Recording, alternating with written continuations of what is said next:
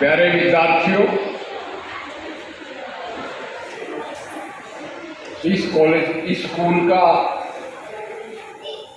Staff, अध्यापकगण, principal साहब और पड़ोस के स्कूलों के आए हुए प्रिंसिपल साहब, गांव वाले, आसपास के गांव से आए हुए सरपंच साहिबान,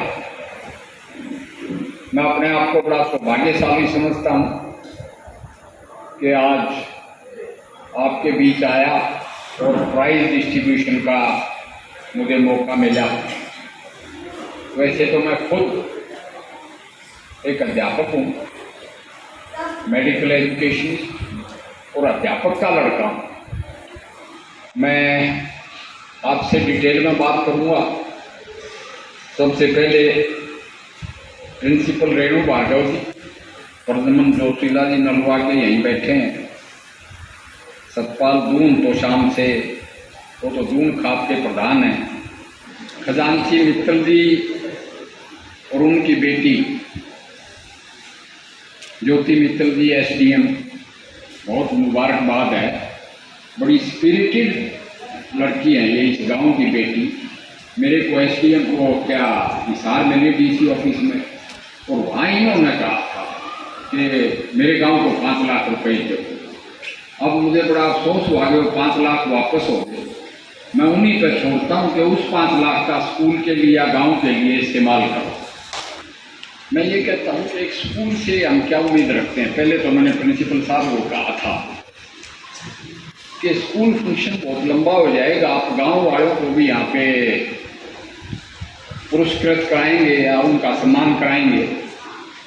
मगर मैं प्रिंसिपल साहब से रजामंद हुआ इस बात में कि कम से कम आसपास के गांव से लड़कियां पढ़ने आती हैं यहाँ, गांव वालों को ये तो ज्ञान रहे कि लड़कियों को क्या पढ़ाया जा रहा है, क्या लड़कियां सुरक्षित हैं और क्या उनकी परफॉर्मेंस है।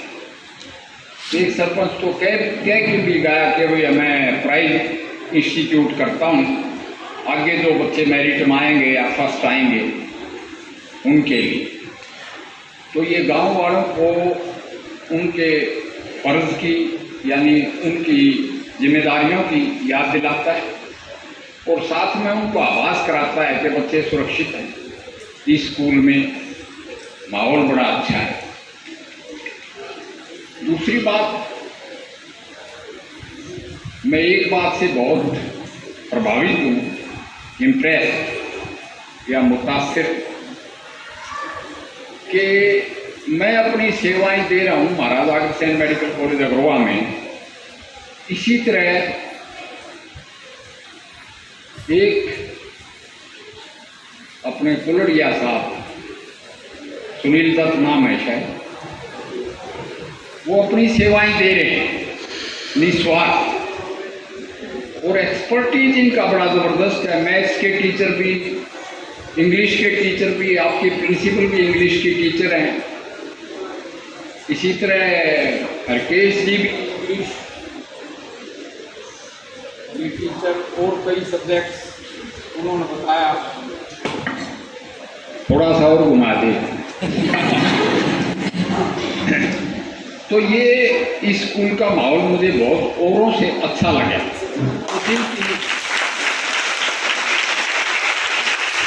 नियत ठीक हो, वहाँ रिजल्ट्स अच्छे रहेंगे। तो यहाँ के टीचर्स की, प्राध्यापकों की, प्रिंसिपल की और गांव वालों की नियत अपने बच्चों के लिए जरूर ठीक, तो रिजल्ट बेहतरीन निकलेंगे।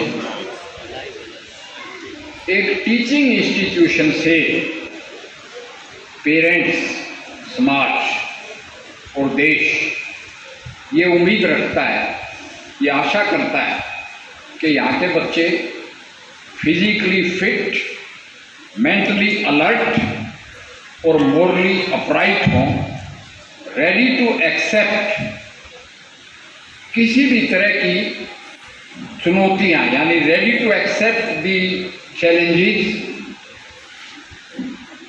टू डिलीवर, यानी वो चुनौतियाँ उनके लिए अपॉर्चुनिटी शामिल हों और वो संसार के एक जिम्मेदार नागरिक बने। जैसे कि हमारे प्रधानमंत्री जी कहते हैं कि वसुधैव कुटुंबकम, और फिर पूरे संसार के लिए हमारी जिम्मेदारी हो जाती है। तो वो ये उम्र है मैट्रिकुलेशन तक, बल्कि खासकर 8th क्लास तक। यहाँ कई फौजी बैठे हैं कि फौज में 10,000 में से 100 बुलाए जाते हैं रिटर्न पास, और उन 100 में से 4 या 5 का सिलेक्शन होता है। अफसर लाइफ क्वालिटीज देखते हैं, उनके लिए रिक्वायरमेंट्स होती हैं कि भाई ये मुश्किलात में, यानी 20,000 फुट 18,000 फुट पे शायचिन ग्लेशियर है, उस पे चढ़ के ट्रूप्स को लीड करके क्या अपने एडवर्सरी यानी अपने करीबी दुश्मन को शिकस्त दे सकते हैं, उसको हरा सकते हैं। उसके लिए उनका फिजिकली फिट होना भी ज़रूरी है, मेंटली अलर्ट होना भी ज़रूरी है, और मॉरली अपराइट होना भी ज़रूरी है।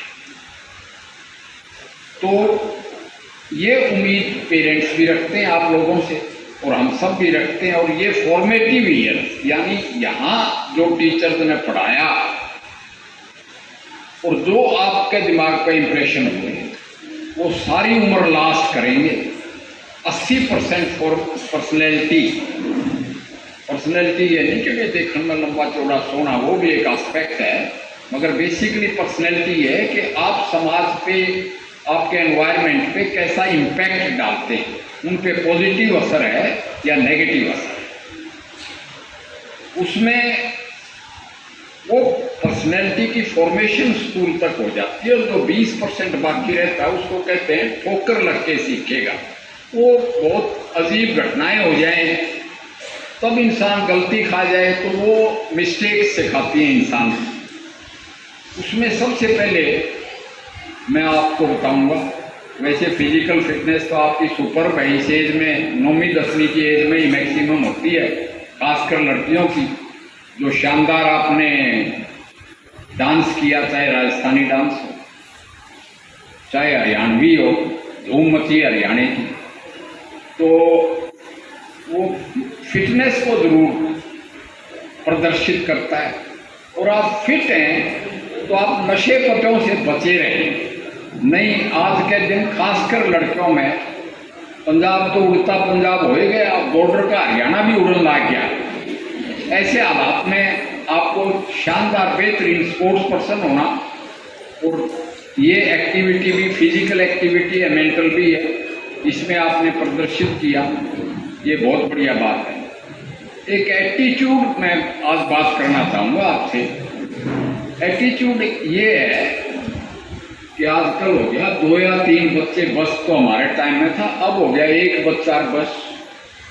तो उसमें पेरेंट्स इतने पॉजेसिव हो जाते हैं बच्चों के लिए कि उसको ठीक आगे तो भी टीचर का कसूर हो जाएगा। उसमें मैं ये कहूँगा कि फौज से सीखो। ये अमरकोट के बैठे हैं पनाड़ साहब, यहाँ पे एक 9 जाट का बैठा था, आपने देखा होगा, मैं जाट रेजिमेंट की टोपी पहने हुए था, बिकॉज आई रेलिश दैट मैं 5 साल उनके साथ रहा, तो मेरे अच्छे एक्सपीरियंसेस थे फौज के साथ। मैं अभी तक टोपी उन्होंने दे रखी है, तो मैं पहने घूमता हूँ।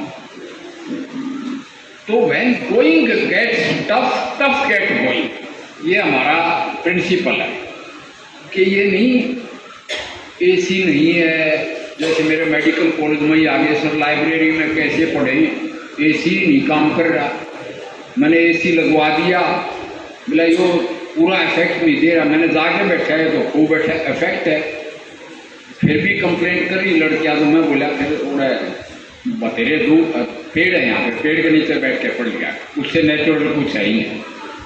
तो इसी तरह going gets tough, tough get going का मतलब यही है कि ये टैंक में बैठा है, लांबा फौजी है बंगाल, तो टैंक में देखो कितनी गर्मी होती है। पहले तो बैटल इनोकुलेशन के लिए फौजियों को तो खूब तपता धूप होगी। मैंने भी जाट रेजिमेंट में 2nd जाट में था, 52 डिग्री सेंटीग्रेड टेम्परेचर चला जाता है महाजन रेंजेस में, मगर वहाँ ये कहते हैं कि भाई सख्त से सख्त आप कंडीशन में काम करोगे तो आप सख्त जान बनोगे।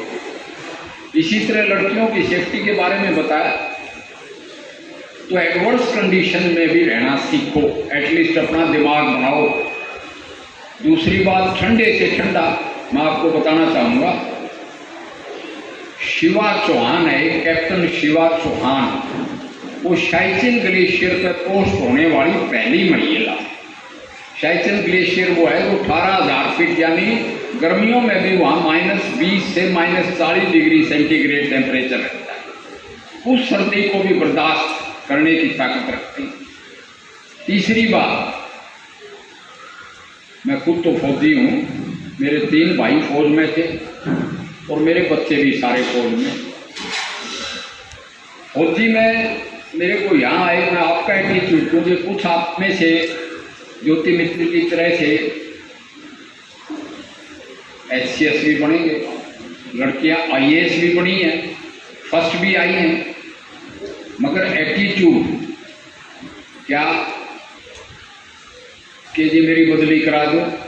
बदली कहाँ भाई, बोला बस बदलनी पड़ती है, इसलिए डायरेक्ट या स्कूल में घर ही करा दो। मैं बोला सारे तो घर नहीं हो सकते, मेरी तो मेवात बदली होगी वहाँ टुकड़ा। ये बहुत गलत एटीट्यूड है। मैं कहा मेरे से दे, मेरा अकेला लड़का, पहले तो बैठ के द्रास, जो दुनिया में सबसे ज़्यादा ठंडी हवा वहाँ चलती है, करगिल से ऊपर है, और अब जहाँ सिक्किम में एवलांच आ रहे थे वहाँ बैठा है 18,000 फीट की ऊंचाई पर। हमारा कोई दिल नहीं काम था कि छोरा के बैठा है। दिल काम में तो मैंने मेरी वाइफ को कहा था फौज में जान, अगर दिल कामना है तो फौज में ना जानते। तो इस तरह का रवैया बना कि भाई आपसे भी लोग एडवर्स कंडीशन में हैं। कल्पना चावला तो अंतरिक्ष में ही गई थी and she didn't come back. फिर ये जितने फौजी हैं, पहले तो अंग्रेज के वक्त में तो इनको सारी दुनिया में घुमाते थे, अब भी घूमते। और फिर ऐसे लोग व्यापार में भी है, ये यहाँ बैठे थे, मैं प्रदमन जोशीले से बोलिया था भाई वो केस होता है भाई, हम सारे इस पे बाटा ब्राह्मणान पे झुक रहे, ब्राह्मणान के जादू कर रखा है। मैं बोला सर और तो कोई बात नहीं, जादू यो है कि इन पे पीछे बहुत हैं। बोला कोई ट्रांसपोर्ट में, कोई कहीं है, किसी गौशाला में यही चंदा देते हैं। स्कूल बनवा दिया, वर्मा ने स्कूल ये हाल बनवा दिया। तो ये एटीट्यूड तो बहुत बढ़िया है, मगर ये कहते हैं कि ये अपने आए हुए हैं अभी समाज सेवी, मैंने इनको ऑनर किया, गोयल साहब कहते हैं कि जहाँ पहुंची बैलगाड़ी वहाँ पहुंचा मारवाड़ी। ये जितने पैसा वाले हैं थे जाट हो, इन्हें वहाँ बाहर मारवाड़ी बोलते हैं। तो इनसे भी सीखो कि भाई 4 किलोमीटर एक्स्ट्रा पे बदली होने से मत रो। बाकी मैं प्रोफेशन की बात भी आपसे करूँगा, क्योंकि मैं पब्लिक सर्विस कमीशन का चेयरमैन रहा हूँ, IAS के भी मैंने इंटरव्यू कंडक्ट किए हैं। आप में से जरूर बच्चे ये कहेंगे कि भाई हम क्या बने। क्या बनना में मैं ये कहता हूँ कि मोदी जी से सीखो। प्लेटफार्म पर चाय बेचा करता और चाय बेचते बेचते सारे पापड़ बेचते हैं। आज के दिन दुनिया का सबसे पॉपुलर इंसान है, सबसे बड़ा नेता है। और सबसे बड़ी बात यह है कि लोग उनके इंटरनेशनली पैर पकड़ें, तो उनसे ये नहीं कि मेरी पार्टी के नेता हैं, मगर उनसे सीख जरूर लेनी चाहिए, उनकी कंसिस्टेंसी से। रही बात बेसिक रिक्वायरमेंट, इंसान की बेसिक रिक्वायरमेंट्स होती हैं रोटी, कपड़ा और मकान, यानी बुनियादी जरूरियात। हिंदुस्तान में न रोटी की कमी, न कपड़े की कमी और न मकान की कमी। यानी जिंदा तो रहोगे, 5-5 किलो गेहूँ रोज की या मुफ्त अनाज 80 करोड़ लोगों को हमने 3 साल दिया है। उसके बाद क्या बनना है? हर एक ये चाहेगा मैं ज्योति मित्तल बनूं, मगर सब नहीं बन सकेंगे। फिर मैं कहूँगा कि भाई लड़कियां आजकल फाइटर पायलट भी बन गई हैं और शाइचिन ग्लेशियर पर भी बैठी हैं। अब लड़कियों के लिए कॉम्बेटेंट्स होना बहुत ज़रूरी हो गया। पहले मेल से ऑब्जेक्शन आता कि हमें बतेरे ये फौज में क्या करें, तो मैंने उसका जवाब ये दिया कि अब दर्जी की दुकान पे भी टेररिस्ट अटैक हो जाता है, स्कूलों में भी हो जाता है। तो लड़कियों को अपने आप को डिफेंड करना और कॉम्बिटेंट होना और मार्शल आर्ट्स सीखने पड़ेंगे। आज के दिन उस लड़की ने टॉप किया है, क्या नाम है, इशिता किशोर। हाँ जी, इशिता किशोर, जो प्रिलिमिनरी में फर्स्ट अटेम्प्ट में फेल हो गई थी और अब टॉप करके आर्ट साइड की, आपका आर्ट्स का स्कूल है। वैसे तो मैं ज्योति जी को मुबारकबाद देता हूँ जो उन्होंने साइंस का करवा दिया। तो उनसे भी सीखो। 900 के करीब 933 बच्चे IAS में सिलेक्ट हुए। फिर क्या है कि अगर आप साइंस स्टूडेंट, सब साइंस हो गया, आपके पल्ले हुनर है, तो ऑस्ट्रेलिया, कनाडा, अमेरिका, इंग्लैंड में भारतीयों की बहुत ज़रूरत है। वहाँ भी जाने की आप हिम्मत रखो। एक बात मैं और कहूँगा, आप हतोत्साह मत हो। मैं बड़ा ब्रिलियंट स्टूडेंट था, 11वीं 12वीं में यहाँ दान कॉलेज में ही पढ़ता था और FMC के लिए मैं प्री मेडिकल के बाद अपीयर हुआ तो मैं फेल हो गया। फेल इन द सेंस मेरे को इंटरव्यू में सिलेक्ट नहीं किया, मगर मुझे उस टाइम तो बड़ा ये हुआ कि मैंने सब कुछ बताया, बहुत अच्छा फेयर किया, फिर भी मुझे सिलेक्ट नहीं किया। मगर मुझे ये नहीं पता था कि मैंने तो FMC का डायरेक्टर कमांडेंट बनना है, जनरल बन के। तो मेरा कहने का मतलब ये है कि इफ यू कीप ट्राइंग तो लक भी आपके साथ हो जाता है। इसलिए हतोत्साह होने की जरूरत नहीं और हिम्मत हारने की जरूरत नहीं। बाकी तो मैंने कहा कि जहाँ तक इस स्कूल का सवाल है, इस गांव का सवाल और आसपास के गांव का सवाल है, मैं हूँ तो पूरा हरियाणा के लिए, मगर फिर भी जैसे बस की बात कही ज्योति जी, इसको परसू करो। मैं कह देता हूँ GM को,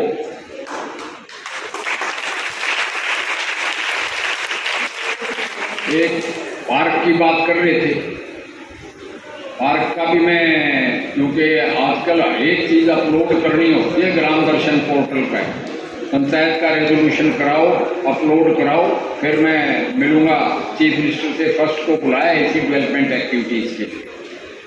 एक मैं इंदर सेन जी का जरूर जिक्र करूंगा। इंदर दत्त जी या इंदर सिंह भी बोलते हैं, इस गांव के पंडित जी, मेरे को कल उनका लड़का मिला था, पंकज ही नाम होगा शायद। तो वो कह रहे थे हम कॉलेज बनवाना चाहते हैं, 8-10 एकड़ जमीन और पड़ी, हम पैसे देने के लिए तैयार हैं। मगर इस कॉलेज के लिए रणवीर गंगवा जी से भी मैंने बात की थी। वो कहते हैं मंगाड़ी में भी कॉलेज है और नड़वा में भी कॉलेज है। तो मैं उनसे ये दरखास्त करूंगा कि साइंस लैब्स को इक्विप करो पहले, ताकि यहाँ से साइंस के बच्चे भी पढ़ के निकलें, उनका काम आए। यानी ज़्यादा डिमांड सिर्फ कंप्यूटर एक्सपर्ट्स की नहीं है, टेक्नीशियंस की भी है, जो तकनीकी शिक्षा से वाकिफ है।